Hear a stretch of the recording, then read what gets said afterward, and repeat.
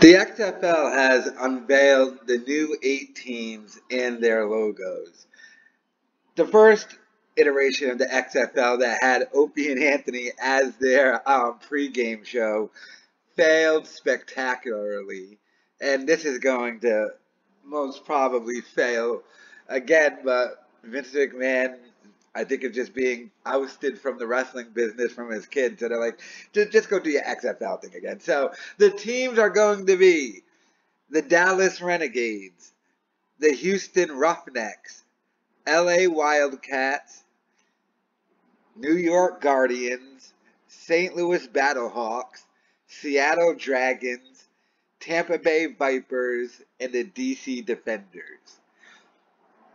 Um, these teams, you ever play like Madden and you're allowed to like create your own team? These are like the logos and the names for that. I don't quite get now. The first gimmick of the XFL was we're supposed to be rougher and harder, so maybe their new gimmick is maybe not, maybe actually have a kickoff this time instead of, well, like a coin toss instead of fight for the ball. But maybe they'll ease up on like the pass interference and roughing the passer calls. I don't know, but I mean this model already failed. And see, the only way for the XFL to work is they would have to, by the time this league gets started, they're gonna have to take the top 5 college quarterbacks coming out of the draft and just throw ridiculous amounts of money at them. Now, this is conceivably possible. The first time the XFL was around, they were competing against the NFL, and the NFL could just pay players, well, especially rookies, more money.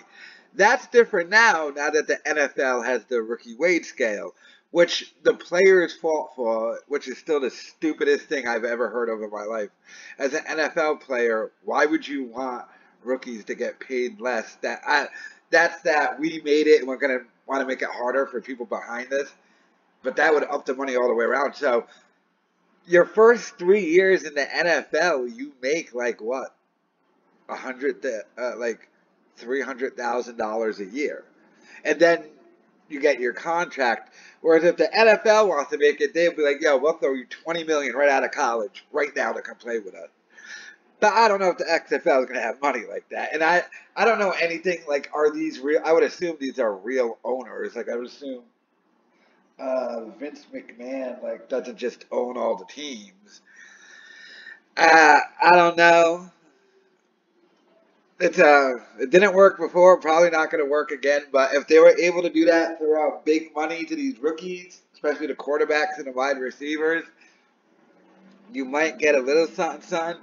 Perhaps, see, I don't know what their schedule is going to be. Perhaps do a summer league, basically. Isn't that what happened to the USFL? Like the USFL was like in the summer, right?